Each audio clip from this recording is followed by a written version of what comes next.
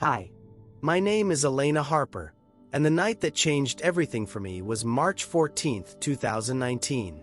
It's strange, isn't it, how one day can seem so ordinary and the next, your whole world turns upside down. I never thought I'd be sitting here, sharing something like this with anyone, let alone the world.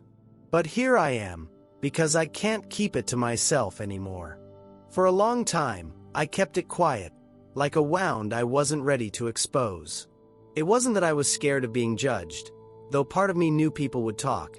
It was more that the things I experienced were so overwhelming, so impossible to explain, that I needed time to even begin to understand what I'd been through. I needed time to breathe, to cry, to pray, and to ask God why He had allowed me to come back with a story so heavy on my heart. Before that night, my life was simple, quiet, even. I lived in Asheville, North Carolina, in a little house with chipped paint and a garden that never quite grew the way I wanted it to.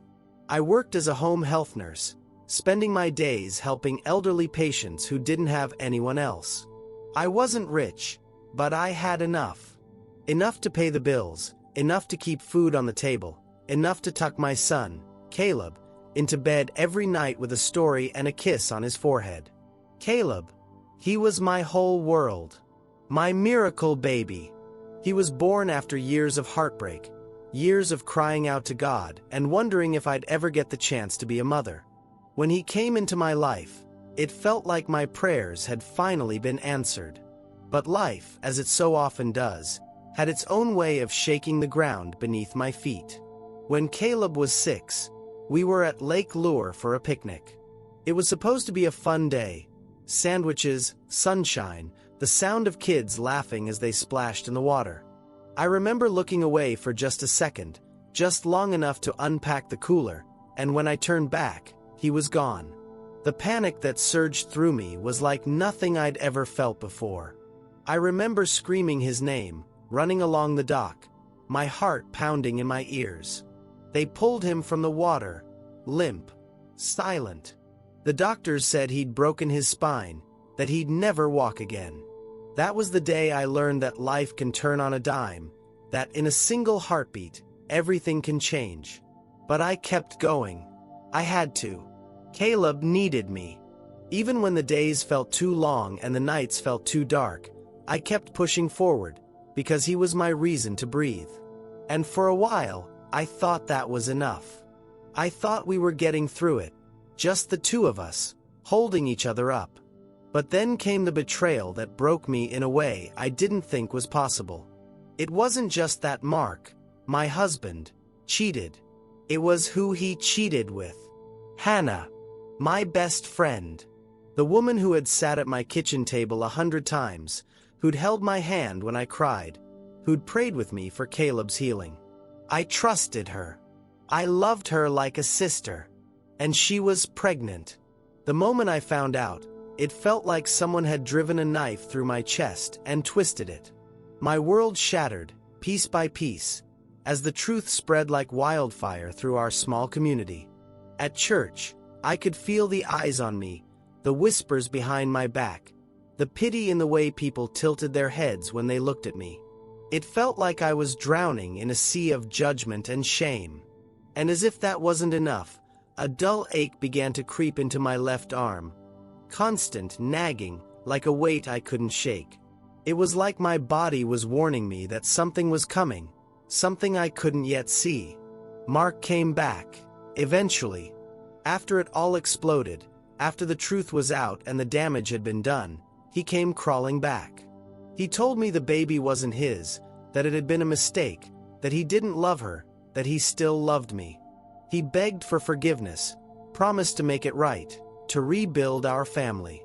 But every time he looked at me, every time his hands tried to touch mine, I felt sick.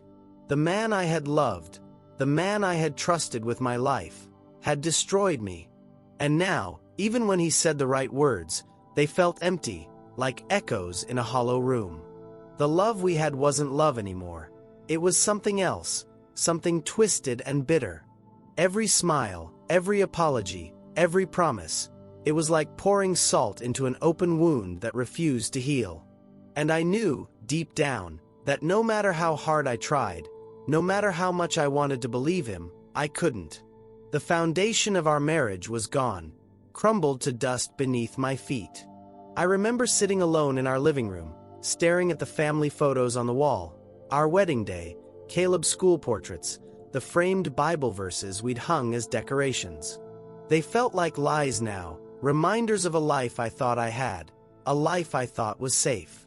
I looked at those pictures and felt like I was looking at strangers, like that version of myself, the one who believed in loyalty, in forever, in love that could conquer anything, was gone. And as I sat there, the ache in my chest grew heavier, my left arm throbbing in time with my heartbeat.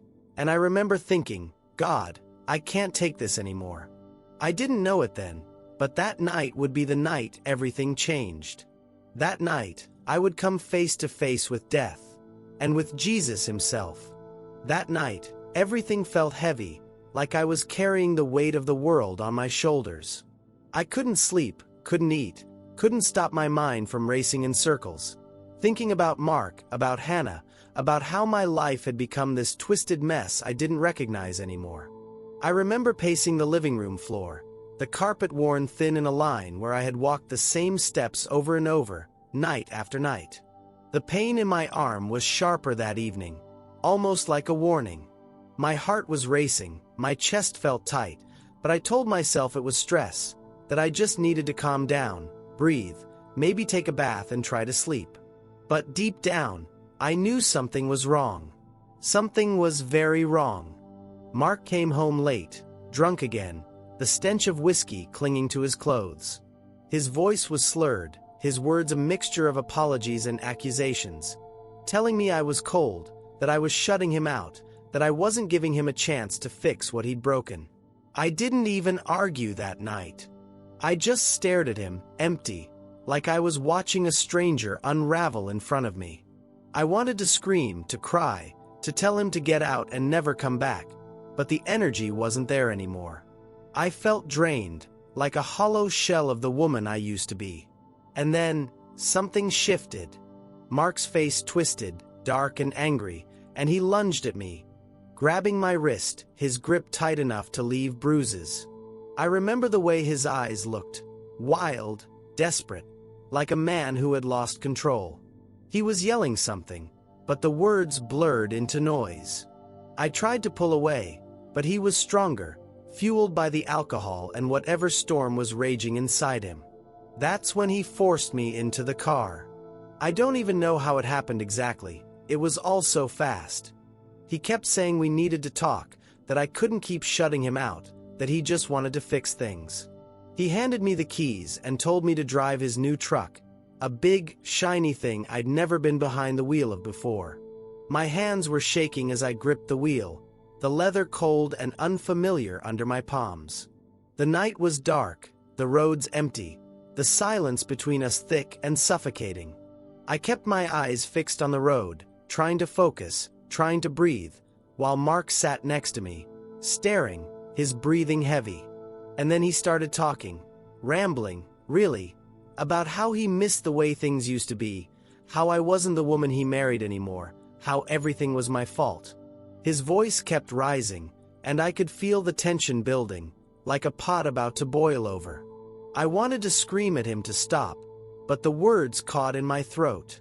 And then it happened. He reached over and tried to grab my hand, not with affection, but with this force, this need to control, to take something from me. He tried to pull my wedding ring off my finger, yanking it so hard it twisted my skin. That ring had been a symbol once, of love, of faith, of a future we were supposed to have. But now it felt like a chain, a shackle binding me to a man who had destroyed me. I pulled my hand back instinctively, and something in his eyes snapped. It was like watching a storm unleash. His face twisted, his hand shot out, and suddenly, he was on me, pinning me down in the driver's seat, his hands wrapped around my throat, squeezing so hard I could feel the blood pulsing in my ears. I gasped for air, my lungs screaming, my fingers clawing at his arms, but it was no use.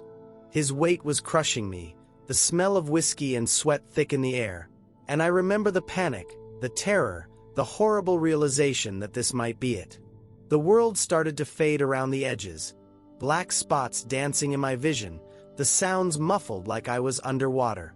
My heart was thundering in my chest, each beat slower, heavier, until it felt like it was going to stop. My mind raced with flashes. Caleb's smile, his laughter, the way his eyes sparkled when we made pancakes on Saturday mornings. I thought of my parents, my patience, the life I had built. And I thought, God, please, not like this. Not here. Not in this truck, under his hands. Please, God, help me. Then everything changed. It was like a switch flipped. The pain, the fear, the panic, they all faded away, like someone had turned down the volume on my suffering. I felt light, weightless, like I had slipped out of my body and left all the pain behind. For a second, I thought maybe I had just passed out, that my mind was playing tricks on me. But then I realized I could see everything. I could see myself in the driver's seat, slumped over, Mark still holding my throat, his face pale with panic as he shook me and called my name. I could see the dashboard lights glowing faintly, the road outside the windshield, the faint mist rising from the ground. It was all so clear. But I wasn't there anymore. I was above it all, watching from a place I couldn't explain, a place that felt realer than anything I'd ever known. And that's when I understood. I had died. But here's the thing, there was no fear. None. It wasn't like in the movies where you're scared and confused. It was peace, pure and absolute. A peace so deep and so perfect, I almost didn't recognize it, because I'd never felt anything like it in my life. And just when I thought I had seen the most incredible thing I could imagine, something even more unbelievable began to happen. A light appeared, soft at first, then brighter and brighter, until it filled my entire vision. It wasn't just light. It was warmth, love, safety, like I was being wrapped in the arms of someone who knew me completely and loved me beyond anything I could understand. I wasn't afraid. I wasn't in pain. I felt like I was home. I was floating, but I wasn't lost. It was like being gently carried by something so much bigger than myself. Like hands were holding me, steady and sure, guiding me somewhere I didn't even know I needed to go. The light was everywhere, but it wasn't blinding. It felt like it was wrapping around me, seeping into me, filling every broken, empty space inside me with love I couldn't even begin to describe. It was like being seen for the first time. Every part of me, even the parts I'd tried to hide or deny, and not just seen but loved. Fully, completely, without condition. And in that light, I felt safe, like nothing could ever hurt me again. I wasn't Elena Harper, the betrayed wife, the struggling mother, the woman carrying the weight of a shattered family. I wasn't the woman who lay in the driver's seat of a truck, fighting for her last breath. I was just me, a soul weightless and free, surrounded by love so pure it felt like I could melt into it and never want for anything again. As I drifted further, I became aware of something, or rather, someone. A presence. It wasn't like meeting a stranger. It was more like remembering someone I'd always known, even though I couldn't quite explain how.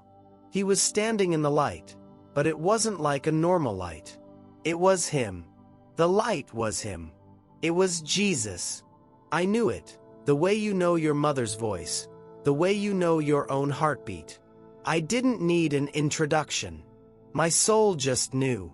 His eyes met mine, and in that instant, I felt like I was looking into forever. There were no words spoken, not the way we speak here, but I understood everything he was saying to me, as if the words were being written directly onto my heart. And in that gaze, I felt the kind of love that makes you weep. Not because you're sad, but because it's so overwhelming, so perfect, that you can't contain it. He showed me things. My life, laid out before me like a tapestry. I saw every moment I thought had been meaningless.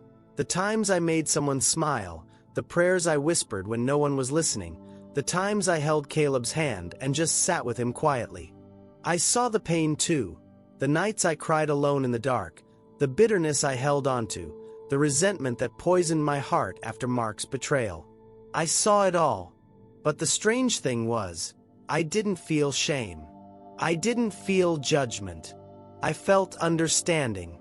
It was like Jesus was saying, I know. I saw it all.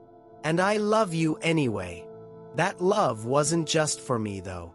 I could feel it spilling out, stretching across the whole earth, reaching everyone.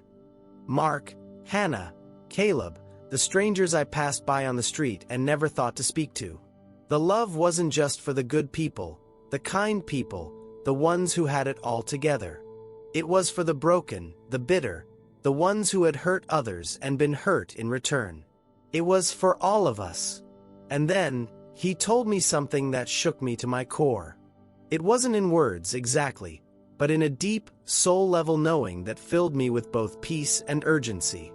He showed me the souls of people who had been cremated. I know that sounds strange. Believe me, I thought so too, but it was as real as anything else in that place. I saw them, these souls, and they were lost. Not damned, not punished, but lost, like they were floating in some in-between space, disconnected from the rest of the souls, unable to find their way home. I felt their confusion, their longing, their desperate hunger for the light, but they were stuck. Jesus showed me that it wasn't the act of cremation itself that trapped them. It was the choices they made before they died, the bitterness they carried, the pain they refused to let go of, the unforgiveness they held onto like a shield.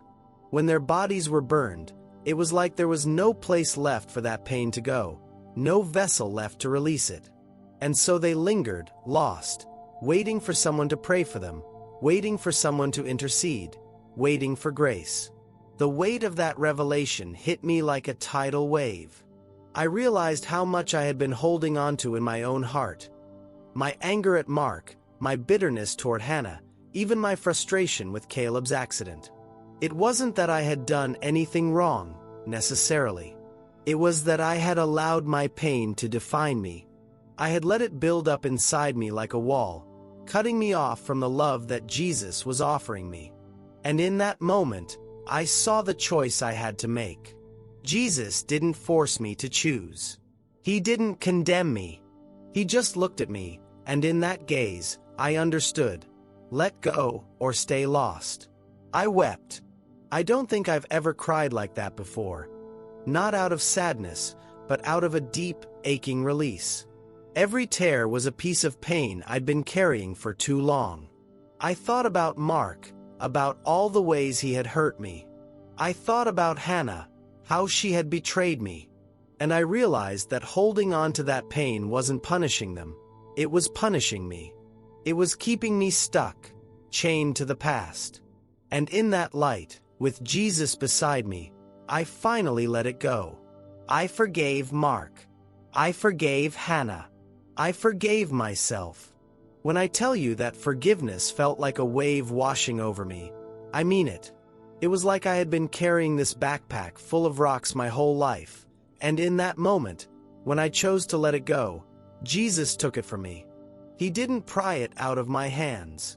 He didn't force me. He just stood there, loving me, waiting, and when I was ready, it was gone. The weight of my anger, my bitterness, my resentment, it all melted away. And for the first time in what felt like forever, I could breathe again.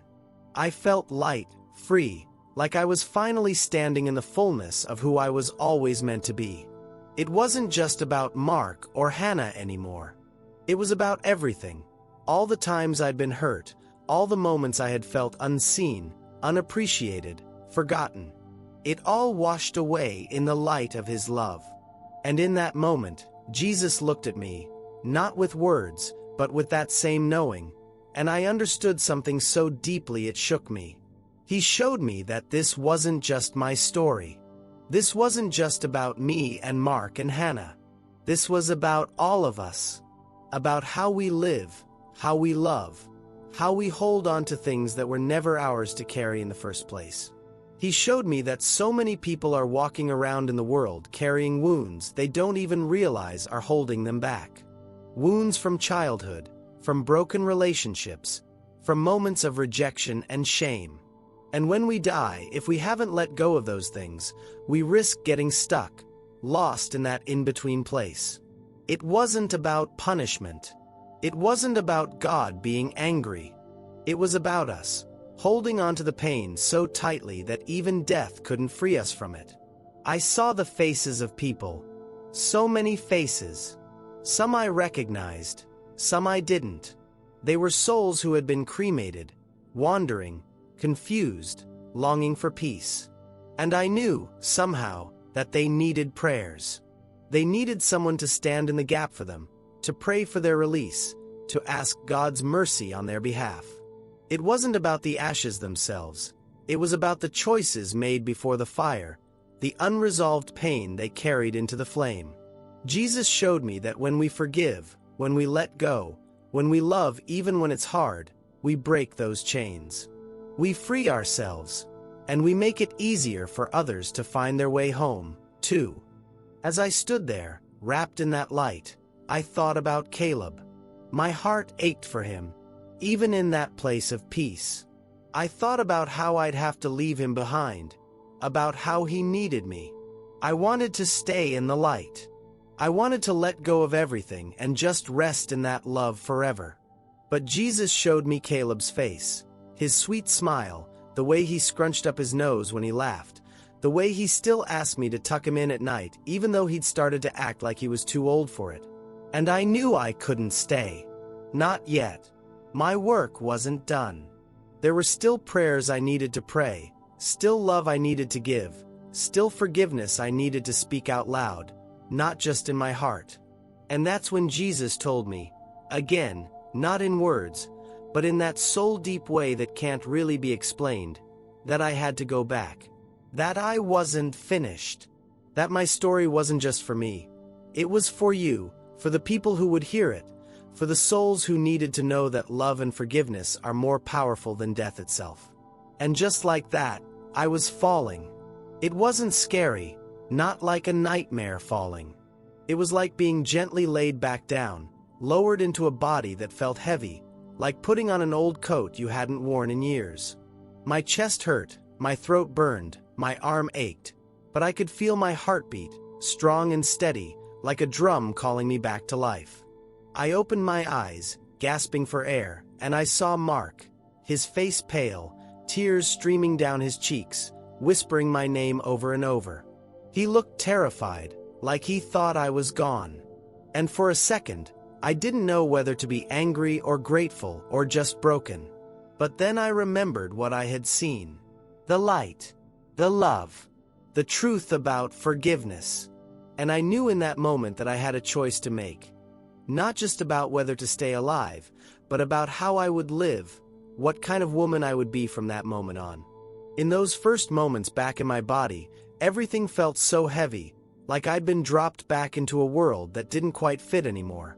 My chest burned with every breath, and my throat ached like I'd swallowed glass.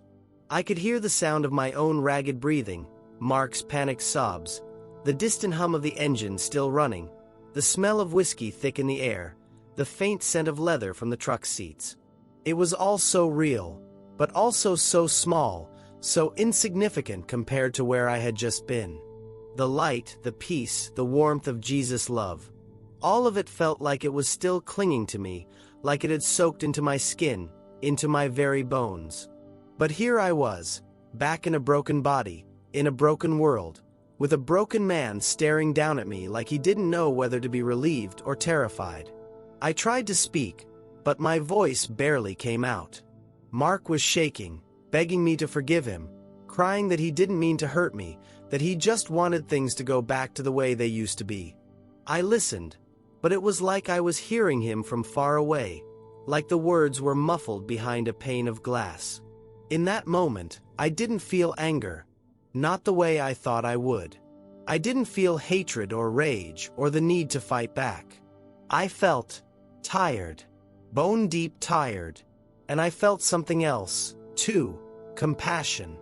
Not because what he did was okay, not because I was suddenly fine with the pain he caused me, but because I saw him now for what he truly was, A man who was broken in his own way, a man who was drowning in shame and fear, a man who had let his own darkness consume him. I didn't excuse it. I didn't pretend it hadn't happened. But I saw it. I saw him. That night, after Mark finally drove us home in silence, after I tucked Caleb into bed and kissed his forehead like I always did, I sat alone in the dark for a long, long time. I thought about everything I had seen, about the souls of the cremated, about the way our choices shape our eternity, about the importance of forgiveness. And I realized that I had to make a decision. I couldn't just go back to the way things were. I couldn't pretend that nothing had happened. But I also couldn't carry that bitterness anymore. I had to let it go, not for Mark, not even for Hannah, but for me, for Caleb, for the people I hadn't even met yet who needed to hear this story, for the souls out there still wandering, waiting for someone to pray for them, to release them, to love them enough to help them find their way home. So I started small. That first night, I whispered a prayer. It was clumsy, shaky, filled with tears and trembling hands, but it was real. I prayed for Mark. I prayed for Hannah. I prayed for the souls I had seen, the ones lost and drifting, and I asked God to show them mercy. I prayed for Caleb, that I would be the mother he needed, that I would show him what forgiveness looked like, not just in words, but in action. And as I prayed, I felt something shift inside me. It wasn't like the heavens opened up or angels started singing. It was quiet, subtle, like a soft breeze moving through my soul. But it was real. I felt the chains breaking, piece by piece. I felt the weight lifting. I felt a new kind of strength filling me. Not the strength to fight, but the strength to let go. In the weeks and months that followed, my life didn't magically become perfect. Mark and I didn't suddenly become a happy family again. There were still hard days, still moments when the pain crept back in, still nights when I wondered how I was going to make it through. But I wasn't the same woman anymore. I had been changed.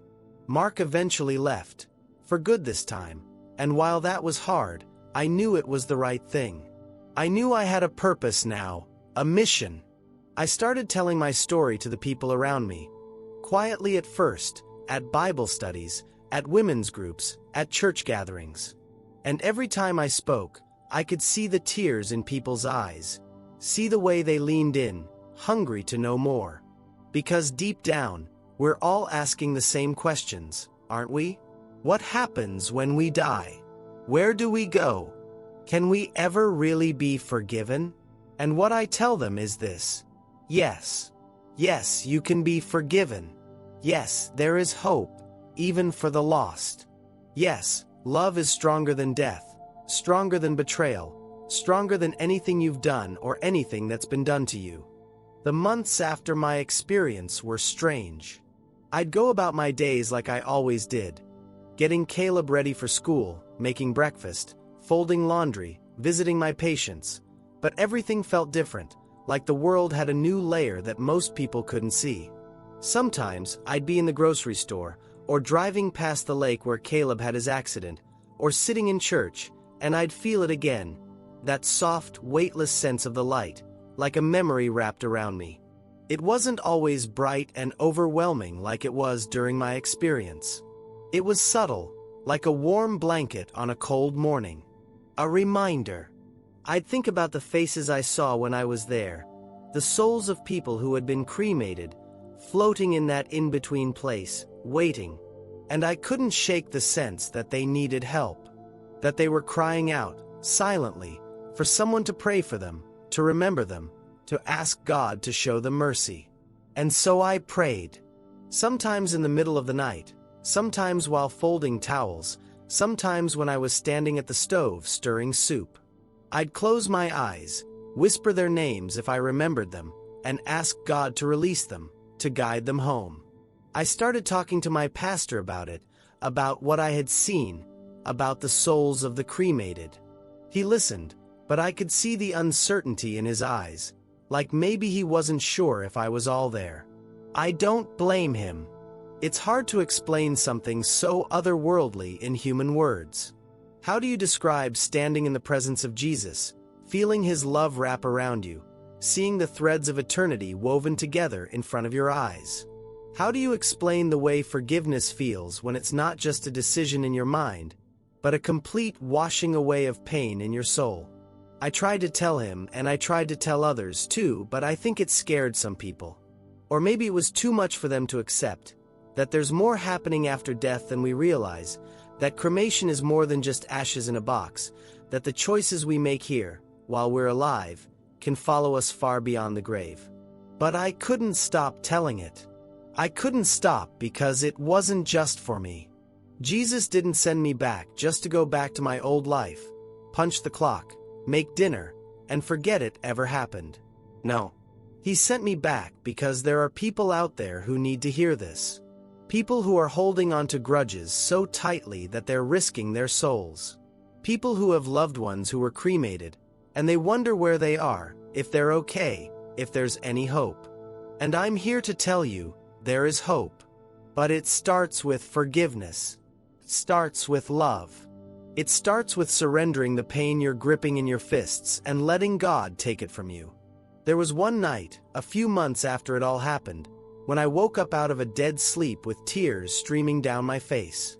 I had been dreaming of the light again. I could see Jesus standing there, and I felt his love so powerfully it almost broke me.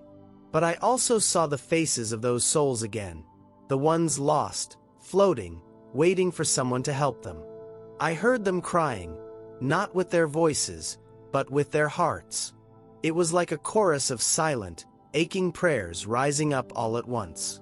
I sat up in bed, gasping, my chest tight with the weight of it, and I started praying out loud. I prayed for every soul I could think of. My grandparents, old friends, strangers, even Mark's father who had passed away years before. And as I prayed, I felt the weight lifting again, the peace flowing in like a tide. I felt like I was doing what I had been called to do.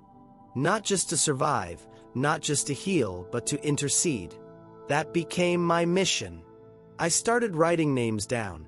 Anyone who had been cremated that I could think of, anyone who had passed on in my circle of family and friends. I'd light a candle, sit quietly, and pray over those names, asking God to reach them, to guide them into the light, to show them the love I had felt. Sometimes I'd cry as I prayed, because I could feel their longing, their hunger for that love. It wasn't always dramatic. No visions, no voices from the beyond, but I knew the prayers mattered. I knew they were reaching places I couldn't see. As I kept praying, something shifted in me. It was like a fire had been lit deep inside, and I couldn't stop. I found myself thinking of names at the strangest times. While driving, while cooking dinner, while brushing Caleb's hair, and every time I did, I'd whisper a prayer. Sometimes I didn't even know why a name came to mind, but I prayed anyway. I prayed for their souls to find peace, for their chains to break, for them to be released from whatever was holding them back. And in those quiet moments, I could feel the warmth of the light again. Subtle, like a memory just beyond my reach, but there. It wasn't like the full presence I had felt in that other place, but it was enough to remind me that this was real. That what I had seen, what I had learned, wasn't just a vision or a dream, it was truth. I started noticing changes around me, too. Not big, dramatic miracles, but little things. Moments when I would see someone at church who I hadn't talked to in years, and they'd suddenly open up about a family member who had been cremated, and I'd feel this nudge to pray for them. Times when I'd be reading the Bible and a verse would jump off the page and sink into my heart, as if God was speaking directly to me. One day, I was visiting one of my patients, a woman named Mrs. Langston. She was 89 years old, frail, mostly bedridden, and she asked me out of the blue, "Do you think it's okay that I told my family to cremate me when I go?" And I just sat there, stunned, because I knew that was no coincidence. It was a confirmation that this message mattered, that it was reaching people who needed to hear it. I didn't give her a long sermon. I just told her what I had seen, that the soul is real, that choices matter, and that love and forgiveness are the key. She cried when I told her. We prayed together, and for the first time in weeks, she looked at peace. That's the thing. I think sometimes we forget how connected we all are. The world teaches us to think we're on our own, that our choices don't ripple out beyond us, that what we do in private stays in private. But that's not true. I saw it with my own eyes. Every action, every word, every thought, it all leaves a mark. It all weaves into the great tapestry of eternity. And when we hold on to pain, when we refuse to forgive, when we harbor resentment, we're not just hurting ourselves. We're creating chains that can linger long after we're gone. I saw that with the souls of the cremated. They weren't being punished. They were waiting for someone to pray, someone to love, someone to remember them and ask for their release. It wasn't the fire of cremation that held them back. It was the fire of their own unresolved pain. That's why I had to keep going. I started writing down names on little slips of paper and folding them into a jar I kept on my bedside table. I'd call it my prayer jar, and every night before I went to sleep, I'd pull out a few names and pray for them. Sometimes I didn't know the people personally. They were names from obituaries, names friends had mentioned in passing, names that just popped into my head for no reason at all. But I prayed anyway.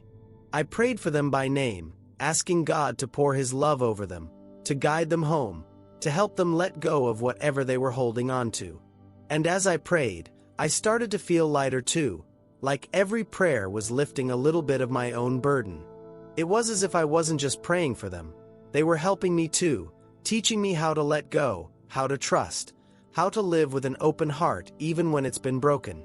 And through it all, I kept thinking about Caleb. My sweet boy, so young, so full of life despite everything he'd been through. He was the reason I had to keep going, the reason I had to be strong, the reason I had to teach him what I had learned. I knew that one day, he would face his own storms, his own heartbreaks, his own losses. And I wanted him to know that it's okay to feel pain, to cry, to grieve, but it's not okay to let that pain harden you. I wanted him to know that forgiveness isn't just a nice idea, it's the key to freedom. That love is more powerful than death. That we're all connected in ways we can't even see. And that even when it feels like all hope is lost, Jesus is there, waiting, loving, calling us home. One night, not long after that, I sat in my bedroom, the prayer jar in front of me, a candle flickering nearby. The room was dark except for that small flame, and I remember staring at it, watching how it danced and swayed, how it seemed so small and fragile, and yet it pushed back the darkness around it.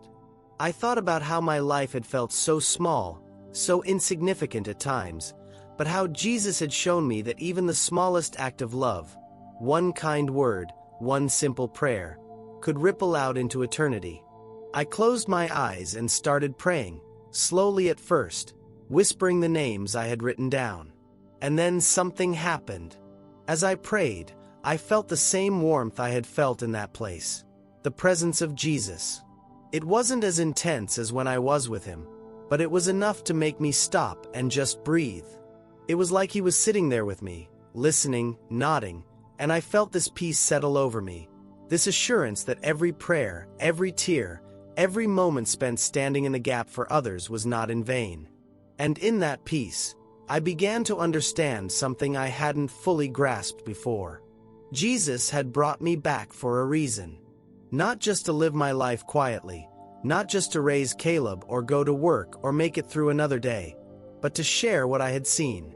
To be a voice for those who couldn't speak anymore, to remind people that their prayers matter, that forgiveness is not just a suggestion, it's a commandment, a way of life.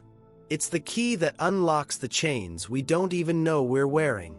I realized that if I stayed silent, if I let fear or doubt hold me back, I would be wasting the second chance I had been given. That's why I'm sitting here now, telling you this story, even though it hurts, even though it's raw and messy and hard to talk about. Because someone out there needs to hear it. Maybe you need to hear it. Maybe you're holding on to something right now. Anger, regret, resentment, guilt. Maybe you've lost someone, and you wonder if they're okay, if they're at peace. Maybe you've never even thought about what happens after death, and this is the first time you're realizing there's more to the story than what we see on the surface. Let me tell you what I know. Jesus is real. Heaven is real. The light is real. And love, real, unconditional love, is the most powerful force in existence. But so is unforgiveness.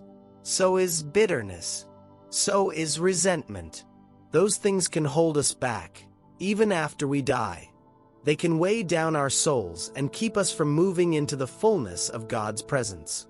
That's what I saw with the souls of the cremated. It wasn't about the ashes. It was about the hearts, the pain they carried, the wounds they never let heal, the chains they never let Jesus break. And that's why I believe we have a responsibility, while we're still here, to forgive, to love, to pray. Not just for ourselves, but for those who've gone before us. For those who are still waiting. There was one day, I'll never forget it, when I was driving Caleb to his therapy appointment. We were quiet in the car, both lost in our own thoughts, and out of nowhere he said, "Mom, do you think Daddy misses us?" I gripped the steering wheel so tightly I thought I might snap it in half. The old me, the me before that night, might have let the bitterness rise up, might have said something cutting, something sharp. But I took a deep breath, and I heard Jesus' voice in my heart, gentle, firm. "Forgive, Elena. Forgive." I turned to Caleb at a stoplight, looked him in the eyes, and I said, "Yes, honey, I think he does. And I think we should pray for him." Caleb nodded like it made perfect sense, and in that moment, I realized how much I had changed. That's what this experience had done for me. It had softened me, cracked open my heart in ways I didn't even know I needed. And I knew right then, in that car, that I would spend the rest of my life sharing this story. This truth that forgiveness is the bridge between heaven and earth. The months kept passing, but the memory of that night, of the light, of the faces of those souls, of Jesus standing there in the radiance of it all, never faded. It's strange, really, how something like that never lets go of you. It's not just a memory, it's a calling. Every time I prayed, every time I closed my eyes and let myself feel that warmth again, I knew I wasn't just remembering, I was stepping into my purpose. I started feeling a tug in my heart to speak up more, to share what I had seen with people outside my circle, outside my church, outside my comfort zone. It was scary at first. What if they thought I was crazy? What if they didn't believe me? But then I remembered the faces of those souls, how they floated in the in-between, longing for someone to care, someone to pray, someone to love them enough to lift their names up to God. And I knew I couldn't stay silent. So I started speaking, first to small groups at church, then at community events, and eventually to anyone who would listen. I told them about the light, about the peace, about the way Jesus' love feels when it wraps around you so fully that you think your heart might burst from it. I told them about the souls of the cremated, about the power of unresolved pain, and about how important it is to forgive while we still can. I told them that love is stronger than death, but that unforgiveness is a chain that can trap you even after you leave this world. And I told them that it's never too late. That no matter what you've done, no matter what's been done to you, no matter how lost you feel, there's always a way back. His name is Jesus, and he's waiting for you, always. I saw people cry when I shared my story. I saw their shoulders shake as they thought about their own wounds, their own pain, their own bitterness they'd been carrying for far too long. I had people come up to me afterward, whispering through tears that they hadn't spoken to their parents in years, or that they hadn't forgiven a sibling, or that they had a loved one who had been cremated and they'd always wondered if they were at peace. And every time, I told them the same thing. Pray. Forgive. Love. It's not too late. And I prayed with them, right there on the spot, not caring who was watching, because this is too important to wait. Souls are at stake. Eternity is real. And I don't know how much time any of us has left, so I'm not wasting a second. Caleb, he's getting older now. And he's the reason I keep going, the reason I fight to stay soft, to stay open, to stay willing to let God use me however He wants. I want him to grow up knowing that his mom didn't just survive, she lived. That she didn't let bitterness define her. That she forgave, even when it hurt. That she prayed, even when it felt like the prayers were too big. And that she believed, truly believed, that love is the most powerful thing in the world. More powerful than betrayal, more powerful than grief, more powerful than even death itself. I want Caleb to know that when he faces his own storms, and I know they'll come, he can stand firm in that love, knowing that Jesus is always, always with him. And now, I want to say something to you. If you're listening to this right now, I believe it's not by accident. I believe you were meant to hear this story, because maybe you've been carrying something heavy. Maybe it's anger, maybe it's guilt, maybe it's a wound so deep you don't even have words for it. Or maybe you've lost someone, and you've been wondering where they are, if they're okay, if there's hope. I'm here to tell you, yes, there is hope. There's always hope. But you have to make the choice. You have to let go. You have to forgive, not for them but for you. And if you have someone in your life who's been cremated, pray for them. Call out their name, ask Jesus to guide them, to wrap them in His love, to bring them home. And if you're the one holding on to pain, ask Him to take it from you. Right now. Don't wait. Don't let another day go by carrying something that was never yours to hold. If this story touched your heart, if it stirred something deep inside you, I want to ask you to do something. First, take a moment, right now, and say a prayer. It doesn't have to be fancy. Just close your eyes, take a breath, and ask Jesus to help you forgive, to help you let go, to help you love. And if you have someone in your life who's passed, especially if they were cremated, pray for them. Lift their name up. Ask God to bring them peace. And if you feel led, share this video. Share it with someone who might be struggling, someone who might need to hear that there's hope. Leave a comment below and let me know if this story spoke to you. I want to pray for you. I want to stand in the gap with you. We're in this together. Thank you for listening to my story. God bless you. And remember, love is stronger than death, stronger than pain, stronger than anything in this world. Hold on to that. Never forget it.